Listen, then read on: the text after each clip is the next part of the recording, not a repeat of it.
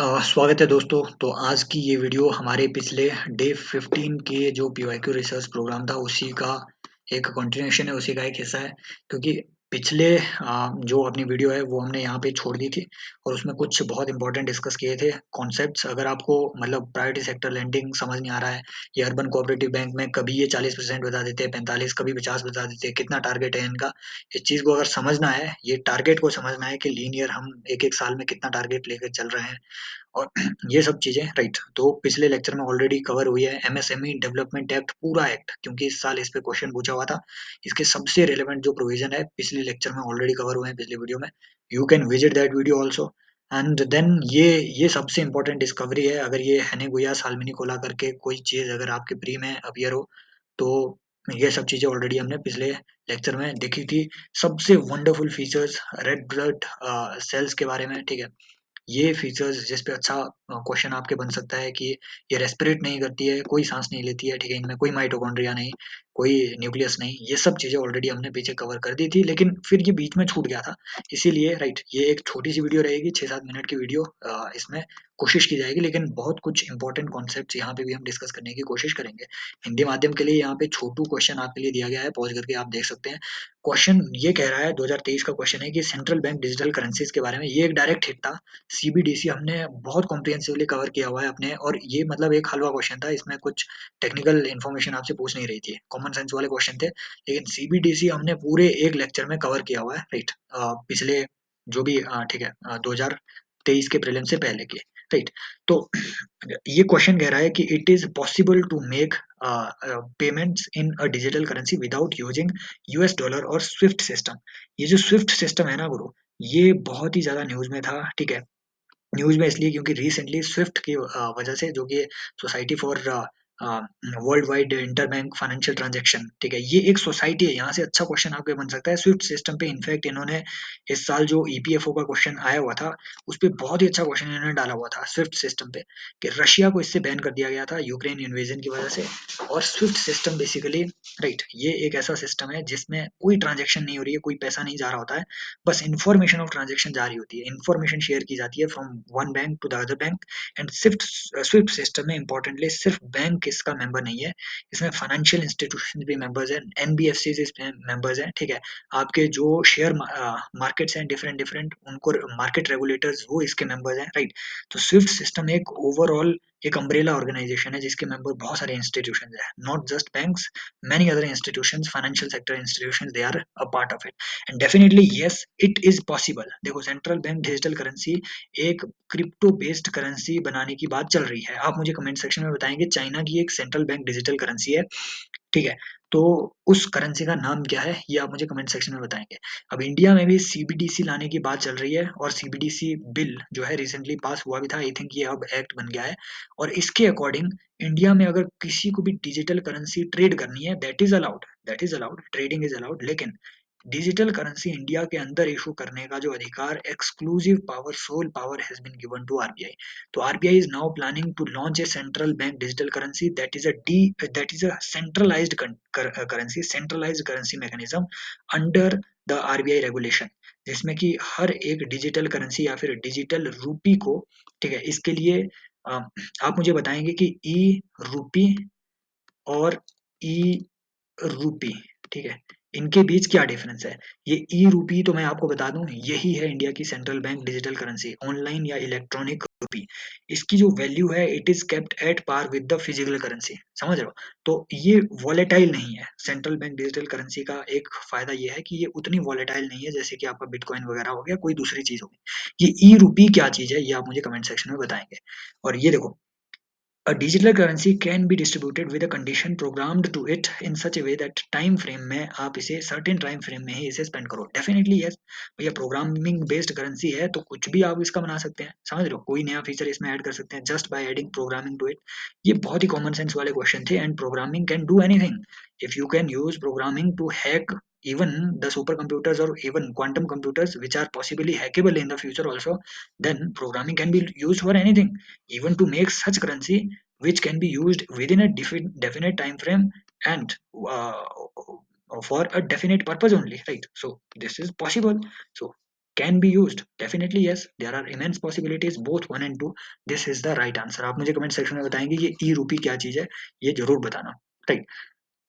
Then देखो ये एक बहुत अच्छा यहाँ से अच्छी रिसर्च होगी कि बीटा फाइनेंस के जगत में, ठीक है, वित्त के संदर्भ में बीटा शब्द किसे निर्दिष्ट कहा जाता है। ये एकदम ठीक है, एक बाउंसर क्वेश्चन था। इनफैक्ट मैंने भी, जिन लोगों को पता नहीं है, मैंने भी प्रीलिम्स 2023 दिया हुआ है, मेरा भी प्रीलिम्स क्वालिफाई हुआ है, मैंने भी मेंस दिया हुआ है।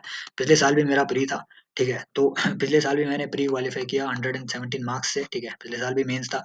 लेकिन इतने से, ठीक है, 3 प्रीलिम्स देने के बाद, 2 मेंस देने के बाद, ये मुझे भी ये बात पता नहीं थी कि बीटा चीज़ क्या है, राइट? तो आपको घबरा नहीं जाना है इन चीज़ों से।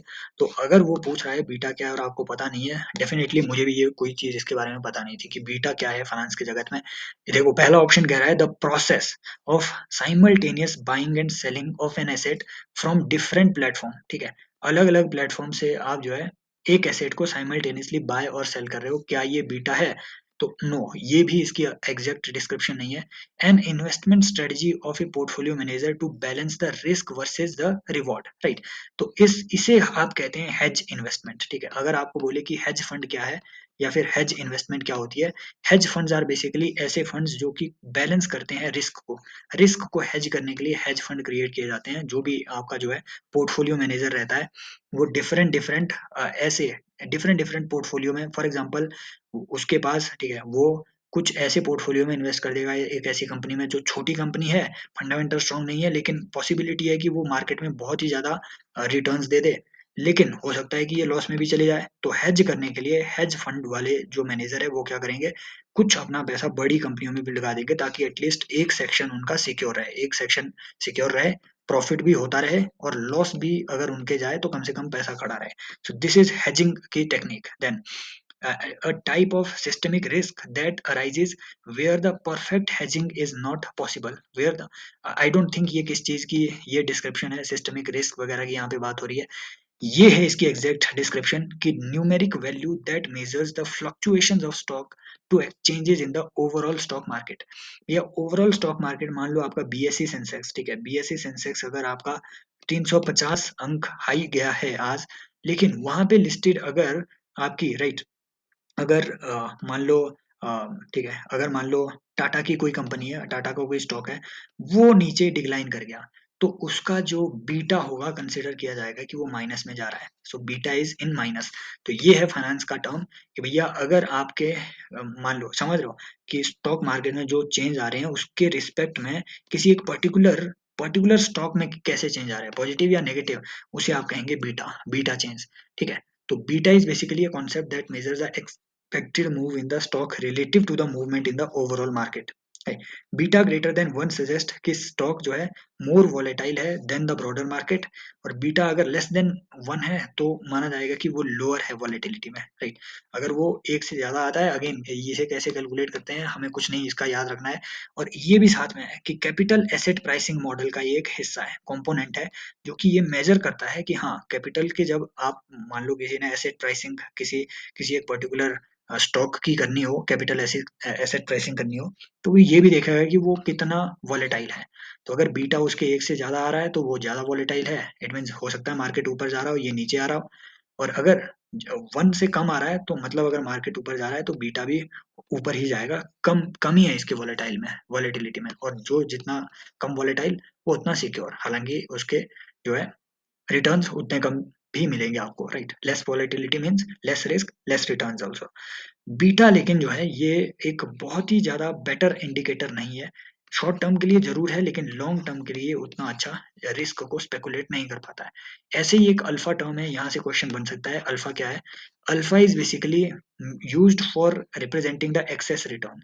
मान लो, ठीक है, या फिर एबनॉर्मल रिटर्न जैसा, ये इसलिए आपके पूछा जा सकता है अल्फा क्या है, क्योंकि रिसेंटली अडानी एंटरप्राइजेज के जो लेवरेज है वो ओवर लेवरेज कर दी गई थी, समझ लो जितनी उसकी एक्चुअल में अडानी एंटरप्राइजेज की वैल्यू है स्टॉक मार्केट में, उसकी वैल्यूएशन उससे बहुत ही ज्यादा थी, राइट, जिसकी वजह से फिर अडानी के स्टॉक गिर भी गए ओवर वैल्यूएशन की वजह से।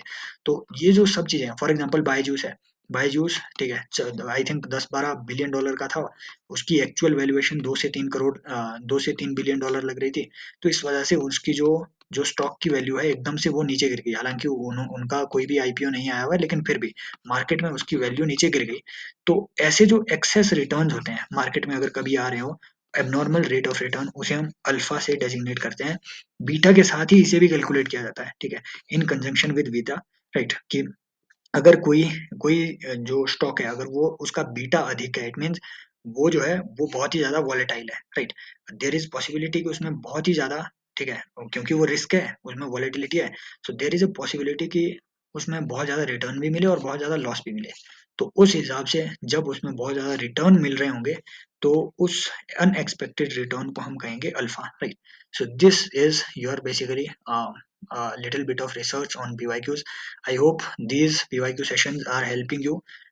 If they are helpful for you in any manner, you can support me by subscribing to this channel, and you can also subscribe to the Telegram channel जिसकी लिंक आपको description में मिलेगी। Free live classes Unacademy में join करनी हो मेरी तो उसके लिंक भी आपको डिस्क्रिप्शन में मिलेंगे, पीडीएफ वगैरह वहाँ सारी शेयर हो जाती है, आप ज्वाइन कर सकते हैं टेलीग्राम चैनल को।